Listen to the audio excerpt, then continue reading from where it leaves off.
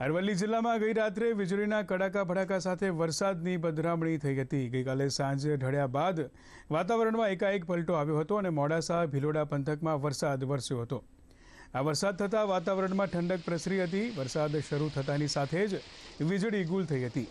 વરસાદ વરસતા લોકોને અસહ્ય ગરમીથી રાહત મળી છે।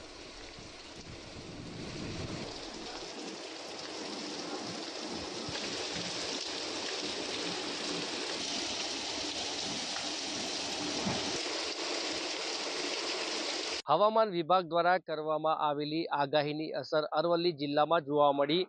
મોડી રાત્રે 1 વાગ્યાના અરસામાં અરવલ્લી જિલ્લાના વિવિધ વિસ્તારોમાં ભારે પવન અને વીજળીના કડાકા સાથે ધોધમાર વરસાદ વરસ્યો। અરવલ્લી જિલ્લાના મોડાસા, ઇસરોલ, જીવણપુર, શામળાજી, ભિલોડા સહિતના વિવિધ વિસ્તારોમાં ધોધમાર વરસાદ વરસ્યો હતો। જોકે આજે બીજા દિવસે સવારે કેટલાક વિસ્તારોમાં વાદળછાયું તો કેટલાક વિસ્તારોમાં તડકો જોવા મળી રહ્યો છે। બફારાને કારણે હવે ગરમીનું પ્રમાણ પણ ક્યાંક વધ્યું છે। હજુ પણ વરસાદની આગાહી હવામાન વિભાગ દ્વારા કરવામાં આવી છે। અંકિત ચૌહાણ, ડીડી ન્યૂઝ, અરવલ્લી।